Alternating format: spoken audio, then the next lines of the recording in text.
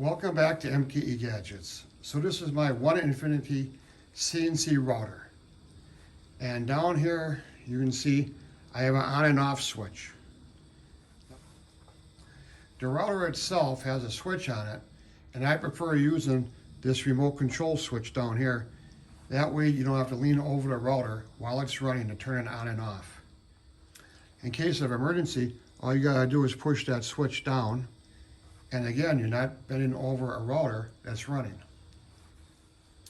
I read my instructions on my OneInfiniti CNC router when I set it up, and it says every 50 hours you're supposed to oil it. Well, how do you know when your 50 hours has expired? There's sometimes I run it 3 or 4 hours a day, and other times I won't run it for 2 or 3 weeks at a time.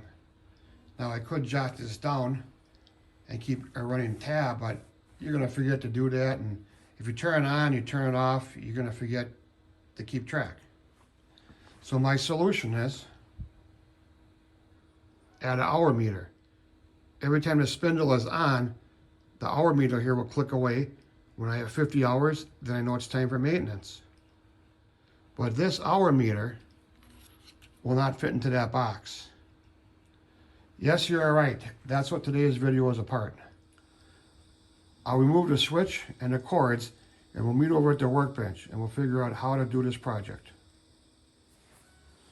So here's the switch and electrical box we removed from the router. And I really like these switches because you can't accidentally hit them on. And when you do want to turn them off in an emergency, like that.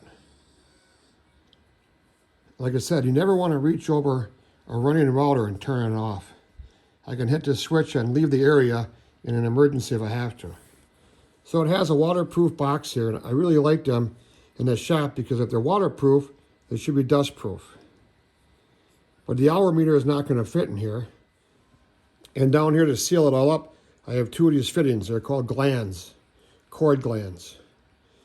Keeps it tight and keeps it waterproof or dustproof in my case. When I first made this, I didn't know how long the cords should be, so I just cut an extension cord I had in half, and it's a little bit too long. So part of this project is to shorten the cord to a more appropriate length. So this is the old. Cord's going to be used over some of the parts in there. So here's the new box. I went to my super ultra mega big box store and bought a plastic electrical box. You can see it has a nice gasket on the cover. And this box will give me enough room on the cover to mount the hour meter and our switch. The hole needed for the hour meter is 2 inches, and for the switch is a 1/2 inch. So I want to do that into the cover here. And for that, let's go to Bridgeport Mill and make a couple holes. So I mocked this up in a piece of plywood. I drilled my 2-inch hole and my 1/2 inch hole. So my fixture here is a piece of wood. I drilled and tapped 4 holes, 832. And now I'm going to screw down with flathead screws my fixture to this piece of wood. Now I'm only using this fixture one time, so drilling and tapping in the wood, that's just going to be fine. So you can see here these little ears. If I tighten this down too much, they'll break off. I want it tightened enough so it doesn't slide around on me. Like a lot of my projects, I make a model and a drawing. It helps me lay out my holes so I have enough room. If I laid out my holes wrong, I'd end up drilling right through this rim here, and that holds that gasket in. So a little layout in CAD and the practice part, I'm confident to have my holes in the right location. I have a 1/2 inch end mill here, and I'm going to just plunge into the plastic. Time to make the chips.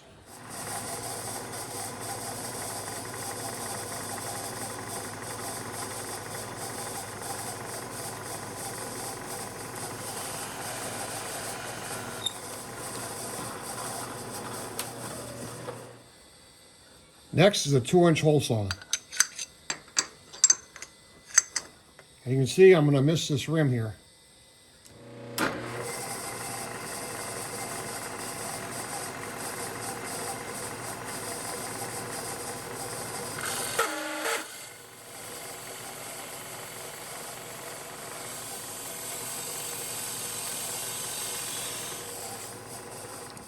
You don't need a Bridgeport mill to do this, but I have it, so I'm going to use it. It makes it a lot more accurate. It's kind of hard to hold this in a vise on your drill press because you don't want to buckle or bend or break the plastic. And I got my hole location exactly where I want it. Let's see how everything fits. Hour meter, plenty of room, and a toggle switch. That's gonna look beautiful. So with the hour meter and switch installed, it's gonna look like that. Next, we gotta add some wires to here. And here's a extension cord, power in. And this end is power out to the router. So I want to drill and tap 2 holes in here for the wire glands. This is a 1/2 inch pipe tap. And for that, I'm going to need a 1/2 inch pipe tap. So I want to drill and tap 2 holes here. This will be the top, and I think these tabs will go on the side. So it's going to mount, something like that. Got to lay out my 2 holes in CAD and go over to Bridgeport mill. I'm afraid to go in here with a drill, that the drill will break through the plastic and grab it and just tear this plastic all apart. So I have an end mill in there. The closest size I have to the tap drill. The tap drill is 23/32. So let's hope this works. Time to make some plastic chips.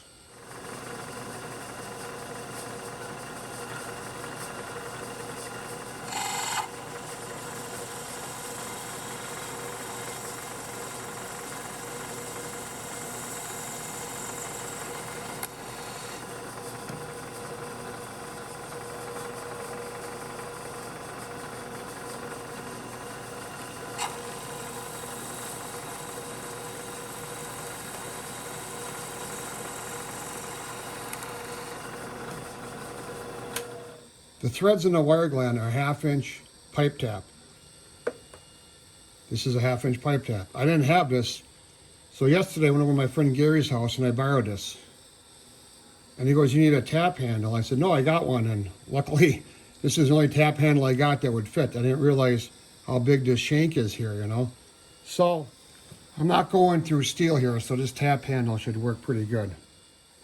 When you have a friend like Gary who's smarter than you and offers you a tool to borrow, always say yes.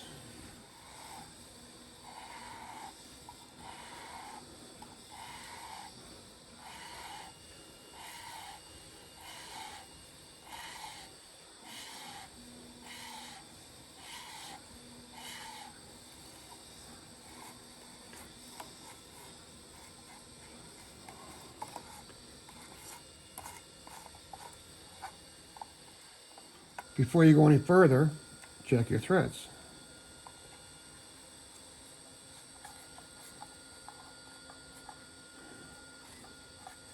That just started. Start a little tight off camera. I'll tap a little deeper and I'll do the other one. So that thread in there perfect. I like to put a nut on top, so I'm using these wire guards, and they stop any sharp edges from cutting your electrical wire.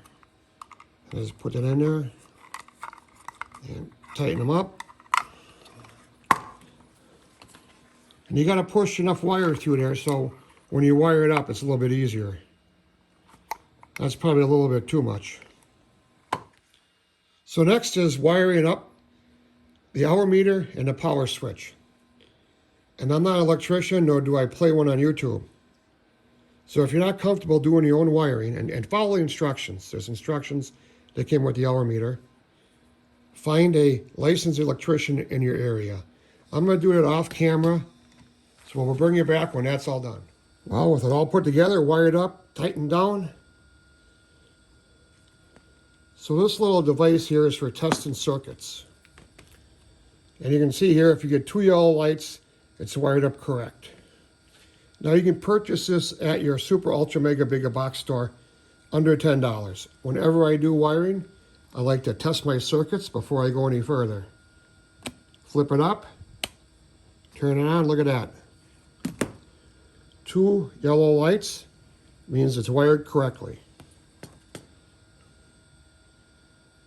I think it looks kind of cool. Easy to turn it off. Now we just got to mount it in front of the router. Well, here it is all installed. Let's zoom in and take a closer look. I think it looks pretty good, except for one thing. This aluminum looks kind of plain. And I know some of my regular followers are going to say, hey, you got to do something about that. Why don't you engine turn that? All right, I'm going to engine turn it for all those who follow my channel.